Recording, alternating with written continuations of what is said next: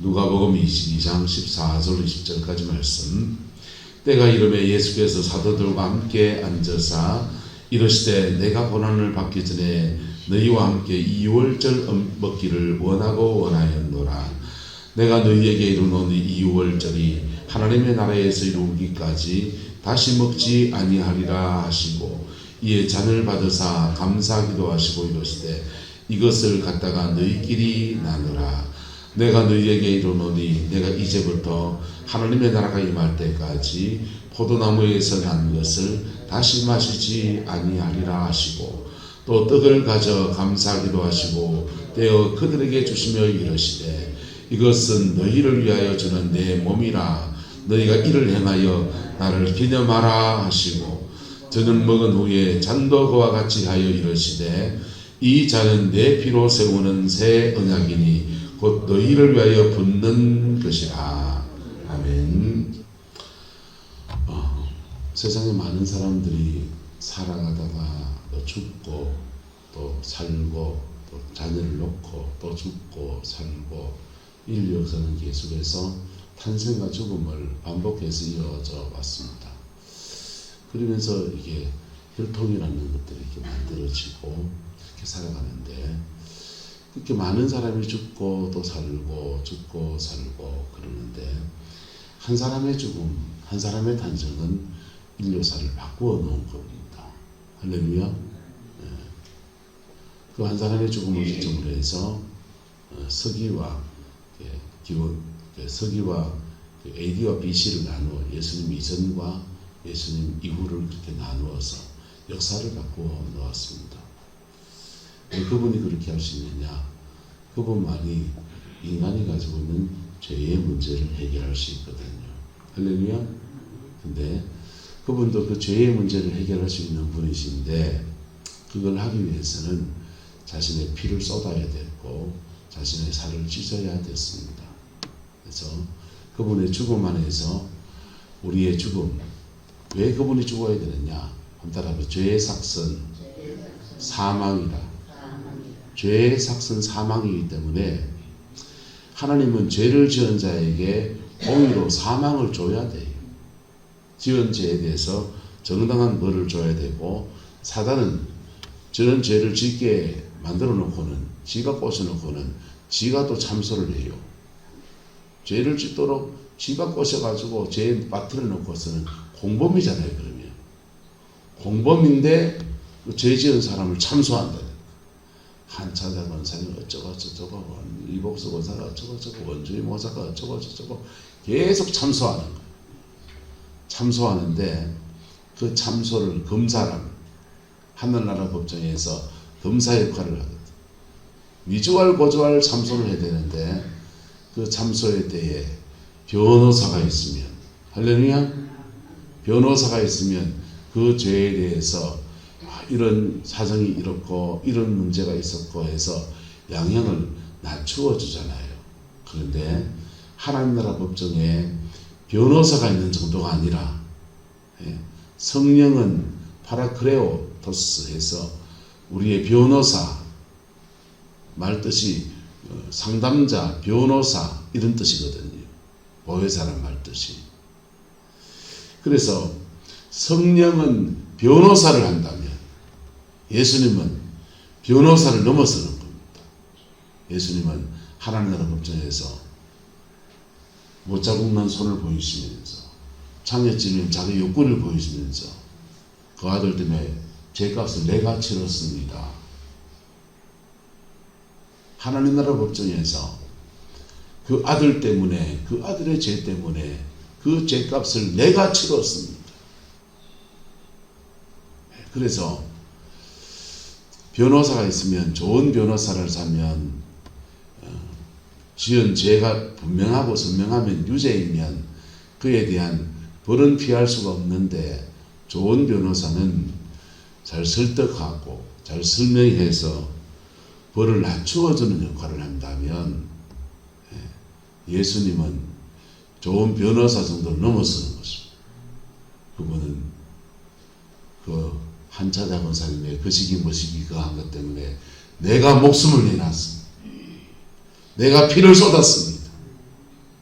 하늘나라 법정에서 자신이 행한 것으로 우리의 죄를 덮어버리시는 거예요. 할렐루야. 그 은혜를 주님께서 성만찬을 통해서 베풀어 주셔서 말씀해 주셨어요. 목요일 날 주님은 성만찬을 제자들에게 베푸셨거든요. 마가의 다락방에서 성만찬을 베푸시면서 그 당시 유대인들은 양의 6월절이 되면 양을 잡아다가 어린 양을 잡아다가 그 양을 고기를 이렇게 나누어 먹습니다. 썬나물을 먹고 고기를 먹어요. 이스라엘에서 애굽에서 나올 때 이스라엘의 장자는 다 사는데 애굽의 장자가 죽음의 천사가 마지막 10번째 재앙 때 다 죽잖아요.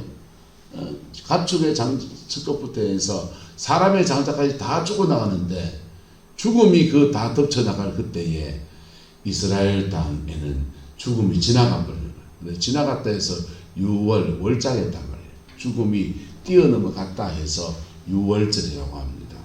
6월절 절기가 되면 그래서 양의 피를 집안의 문설주와 인방에 바르면서 재앙을 피하는 거죠. 우리나라에 동지일에 되면은 옛날 분들은 동지 때 뭐합니까? 팥죽을 쏘다가 바깥에 막 뿌리고 그러잖아요. 그래 액땜 하잖아 그렇게. 재앙이 오는 것을 피하려고 그러는. 여러분 인류사에서 죄가 재앙을 가져온다고는 다들 생각을 많이 했습니다. 그래서 신라시대 때부터 우리는 연날리기를 했어요. 연날리기를 언제 했냐? 동지 때 그때쯤 하는 겁니다. 연에다가 뭐하냐? 자기의 죄를 빼빼하게 써요. 한 해 동안 지은 죄를 빼빼하게 써가지고는 그걸 옆에 날립니다. 사간파리를 묻혀가지고는 연을 날려놓고서는 아이들끼리 밑에서 연줄 어른들하고 다 같이 연줄 이제 끊기를 하는 거예요. 그래가 툭 끊어지면 내 죄가 날아갔다. 할렐루야. 내 죄가 내게서 떠나갔다. 그리고 고백하는 거죠. 그리고는 자기 집에 그 죄가 떠나갔으니 그 죄에 대해서 재앙이 오는 것들을 막아야 된다 해서 동지 팥죽을 갖다 뿌리고 그렇게 하는 거예요. 근데 진짜 죄를 날려버리는 건 뭐가 하는 겁니까? 예수의 피가 하는 것입니다. 할렐루야. 진짜 재앙이 떠나가게 하는 것은 뭐가 하는 겁니까? 예수의 피가 하는 것입니다. 그래서 어린 양의 유대인들은 어린 양의 피를 자기 집 문설주 문 입구에다가 이렇게 바르는 거예요. 피를 볼 때 넘어간다. 우리가 지은 죄가 있는데 그 죄에 대해서 예수님께 사함 받을 때 여러분의 영혼의 문 입구에 피가 있는 것입니다. 피가 있으면 사단이 들어오지를 못하는 것. 재앙의 역사들이 끊어져 버리는 것. 그게 6월절의 역사. 주님이 6월절 잔치를 이렇게 배설하는데 떡을 찢어서 제자들에게 주시면서 이것은 너희를 위해서 찢겨지는 내 살이다 이렇게 말씀하시죠. 예수님의 살. 여러분 보세요. 떡을 이렇게 요즘 이제 제가 주일날 성만찬할 때도 마찬가지예요. 떡 그거 큰 빵떡 준비해 주세요. 찢으면 두두둑 소리 나는 거. 그래서 떡을 찢어서 이렇게 주님이 한 조각 주시는 거예요. 주실 때 한 조각 떡을 받는데 사실은 눈에 보이는 빵을 받는 것이지만은 그 빵과 함께 임하시는 성령 안에서 예수님의 살을 먹는 겁니다. 할렐루야. 포도주 잔을 들어서 이것은 너희를 위해 흘리는 바 언약의 피, 곧 나의 피다. 눈에 보이기에는 포도주예요. 그런데 이 포도주에 무엇을 상징하고 의미를 합니까? 예수님의 피를 말하는 예수님의 피를 우리의 몸에 이렇게 먹어 가실 때 그 보혈이 이 눈에 보이는 포도주, 눈에 보이는 포도주인데 성령 안에서는 예수님의 보혈이 우리 안에 들어오는 거예요. 그래서 성만찬을 제대로 하면 성만찬을 통해서 예수님의 살이 찢어진 살이 왜 찢어집니까? 그분은 살이 찢길 이유가 없는 분이세요. 한번 따라합시다. 저가 채찍에 맞음으로 너희가 나음을 얻었느니라. 예수님의 살이 찢어진 것을 통해서 우리의 찢어진 살을 대신해 주시는 것. 예수님은 이중 처벌을 받습니다.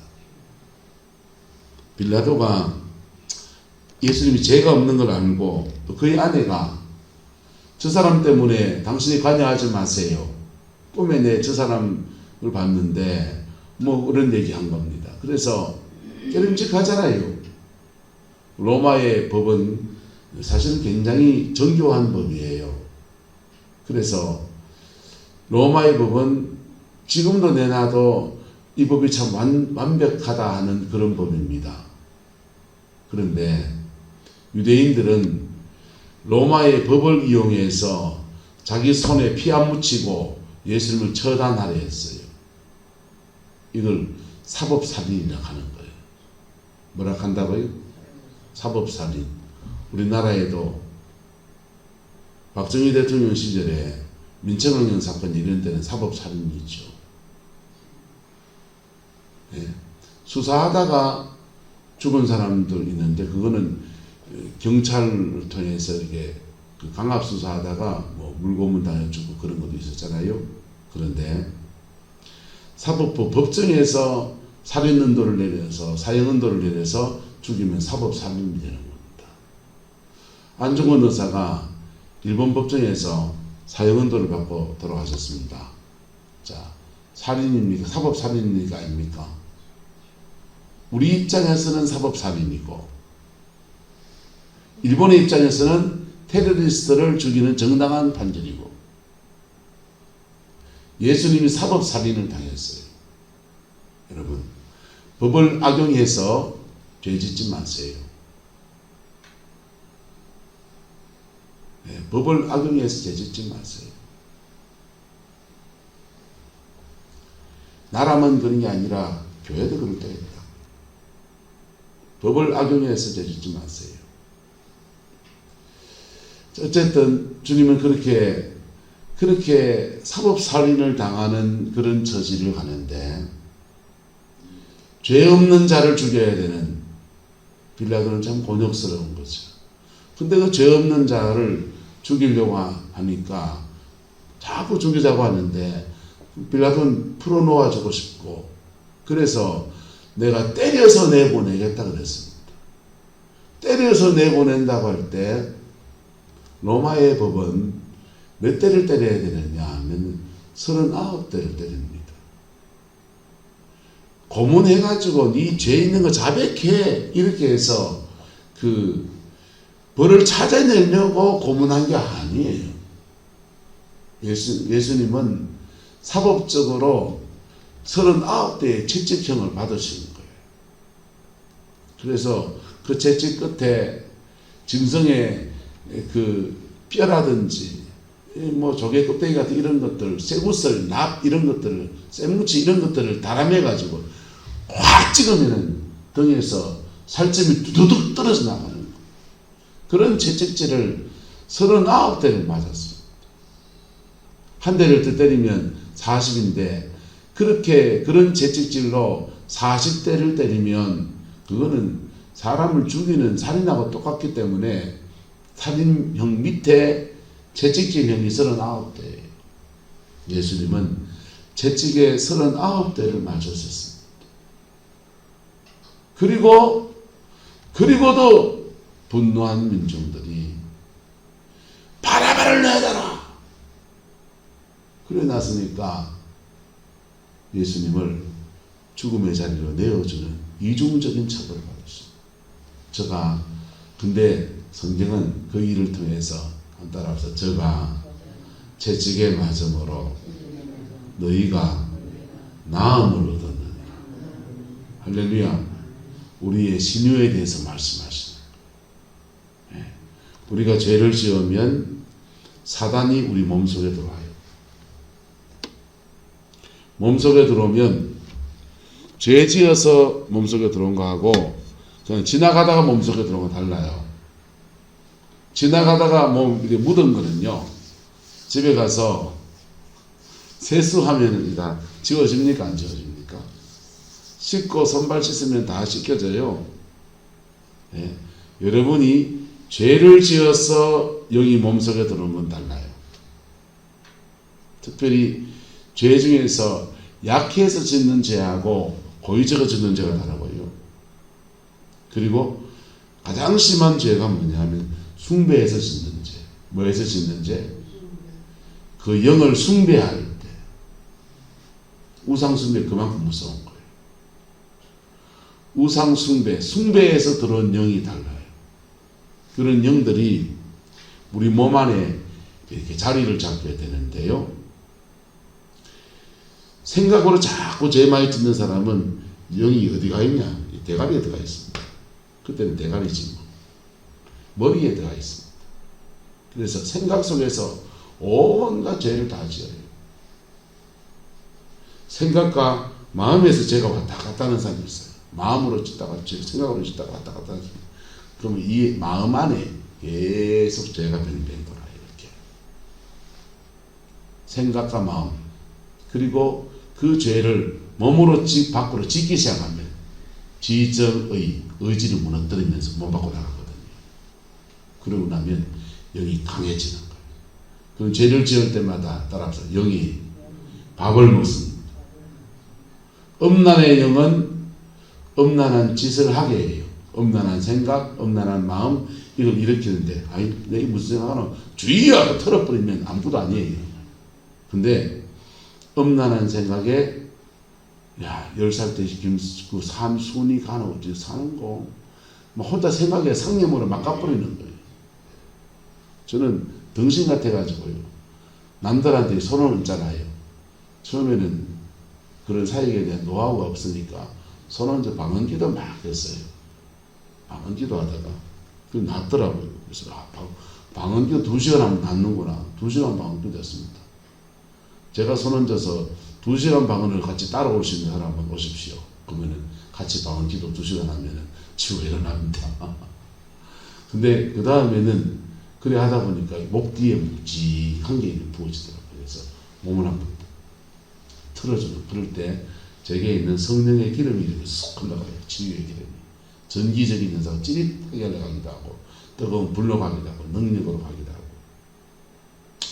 근데 그렇게 한두 명 사이 갈 때 그렇게 막 그렇게 하다가 포항 내려가지고 안영훈 목사님, 김문태 목사님과 같이 어울려서 팀 사역을 하면서 막 30명, 40명, 50명, 60명 되는 사람을 막 머리에 막 찍어 다니는 겁니다. 막 그럴 때 등신 같죠? 잘 모르니까 그렇지. 손 얹어서 그 사람한테 이래 기도하고 있는데,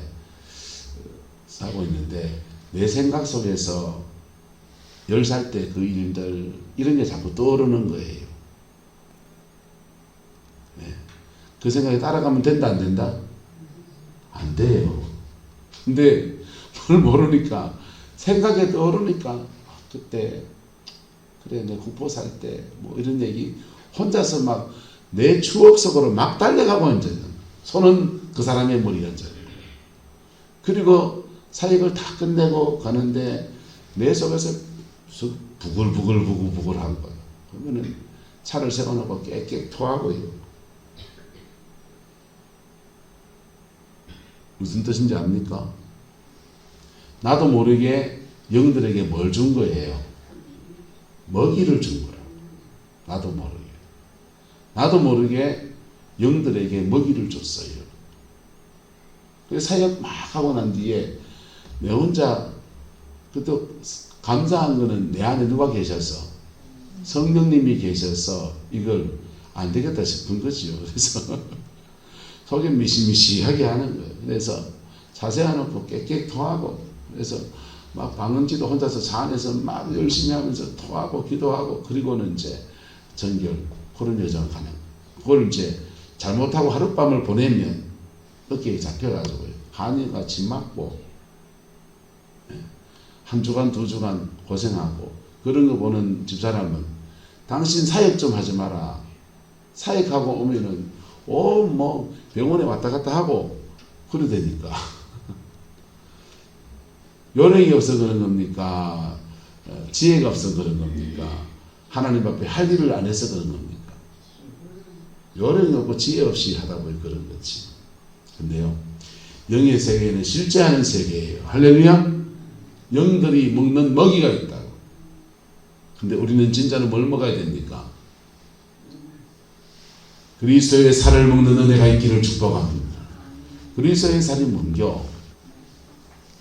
여러분에게 영어로 들려지는 말씀, 성령님 안에서 레마의 음성이 들려질 때 여러분이 영혼의 양식인 것이에요. 예? 치유사역을 많이 하는 교회들이 명점이 뭐냐 하면요, 그런 사역을 많이 해서 성령의 역사가 강하게 막 일어나고 찬양이 뜨겁고 그런데 레마의 말씀, 이 강단 사역을 통해서 주시는 그리스도의 살을 먹는 은혜들이 현저히 약해요. 왜냐하면 목회자가 받은 은혜를 성령 사역, 치유 사역에 다 쓰려고 하니까 이 강단 사역할 때는 성령의 임재를 안 나눠요. 가둬버려요. 풀기도 하고 닫기도 하고 거든 우리가. 이걸 아끼고 기름을 아끼고 치유 사역할 때 다 쓰려고 하는 거예요. 저는 금요일 가급적이면 금요일, 토요일, 주일은 사역을 안 하는 거예요. 왜? 그때는 주일날 말씀을 먹는 사람한테 레마의 말씀을 주려고요. 뭘 주려고? 레마의 말씀을 주려고.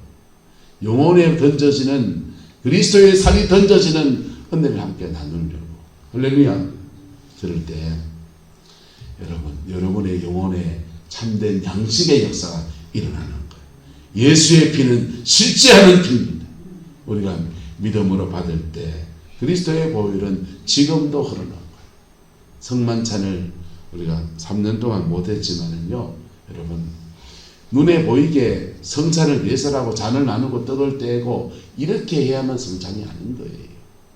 우리가 주의 말씀을 나누고 예수님의 보혈 앞에 정직하게 회개할 때 이곳에서 그리스도의 성찬이 지금도 펼쳐지고 있는 것입니다.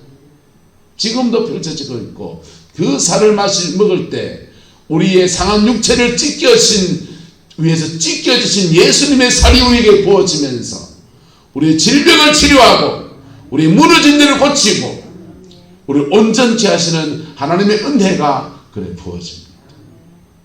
그리스도의 그 피, 말씀 앞에 깊이 회개하고 십자가 앞에 깊이 정직하게 했을 때 예수님의 보혈의 피가 지금도 운행하면서 우리의 상한 마음을 싸매시고 우리의 죄를 씻으시고 하나님의 법정에서 우리의 죄에 대해서 변호하는 정도가 아니라 죄를 그 죄값 내가 다 치렀습니다 하면서 못자국난 손을 보이시는 예수님의 역사가 저 천국 법정에서 계속 일어나는 거예요.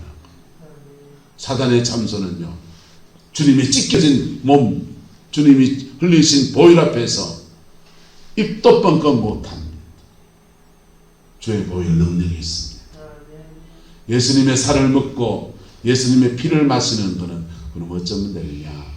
한번 따라합시다. 믿음으로 하는 거예요. 믿음으로. 내 그 십자가 앞에 정직하게 설 때 찬양 하나 할까요? 내 모습 이대로 주 받아 주소서. 날 위해 돌아가신 주 날 받아 주소서. 내 모습 이대로 정직하게 받아주시는 그 은혜 앞에 나갈 때 예수님의 포도주, 예수님의 피는 언제나 풍성합니다. 공짜예요. 공짜예요. 예. 성령 사역을 하는 사람들끼리 한참 가다가 다 회의에 빠져가지고 막 그러는데 왜 회의에 빠지냐면 저도 마찬가지입니다. 누구한테 기도받았다 뭐 그래서 병 났습니까? 잘 안 나아요. 잘 안 나아요. 조금 좋아지는 것 같은데 결정타가 안 일어나요. 왜 건조합니까? 한번 따라합시다. 영광이 와야 합니다. 영광이 와야 돼요. 영광은 어떻게 오느냐? 하나님 그분이 하실 때 영광이 와요. 나의 하나님을 만날 때 목사 손을 믿고 의지하고 앉아있으면 영광 안 와요. 영광 안 와요. 절대 안 와요. 영광은요, 하나님 그분이 우리가 믿음으로 분투하고 몸부림치는 여정에서 그분이 은혜로 확 임하시는 거예요. 그러면서 부활의 주님이 직접 여기 오셔서 그분이 초대교회 때처럼 그분이 공생애 때처럼 그를 만나주시는 거예요. 목사는 뭐 하느냐? 마중물 한 바가지 부어주는 한다니까. 마중물 한 바가지 부어주면 그 마중물 받아가지고 내 영혼의 펌프에다 붓고 막 저으면요, 그 밑에서부터 영광이 확 솟구쳐 오르는 거예요. 예? 영역이 충만한 분들은요, 마중물 2바가지 부어주고요. 저 같은 사람 한 컵 부어주고요. 한 컵 부으나 한 바가지 부어주나 여러분 모자라는 건 매 한 가지요. 예? 한 컵 주면은 아이고 야 목말랐는데 살겄대 이런 거고요. 한 바가지 부어주면 야 얼굴은 씻을 수 있겠다 이 정도고요. 예. 뭐 한 드럼통을 주면 모를까. 밥에다가 빨래도 할 수 있고 그렇잖아요. 근데 여러분이 영혼의 샘에서 솟아오르면요, 밥도 짓고 빨래도 하고 수도 공짜면요 그물 퍼다가 밭에 물도 주기도 하고 하나님의 은혜의 샘이 여러분의 영혼 속에 있다고. 주님은 하나님의 자녀를 직접 만드시고 하나님에게 손자가 없어요. 그래서 치유사역자를 따라다니는 사람들이 어느 정도는 되는데 그 다음은 진도가 잘 안 나가요. 그 진도는 내가 하는 거. 주님하고 나하고 관계에서 하는 거. 그때 그 살이 찢어지는 역사 안에서 그 피가 쏟아진 역사 안에서 우리를 고치시고 우리를 싸매시고 새롭게 하신 놀라운 역사가 풀어지는 오늘 이 시간도 주의 피 묻은 십자가 앞에 내 모습 이대로 정직하게 나갈 때 그 살 찢어 우리를 살리시고 그 피 흘려 우리 죄를 사하시는 그 주의 역사가 하늘의 법정에서 이루어지면서 땅에서 하늘에서 풀리면서 땅에게 풀리고 땅에게 풀리면서 하늘에게 풀리는 놀라운 은혜가 이루어집니다. 그 복이 함께하게 되기를 예수 이름으로 축복합니다. 기도하겠습니다.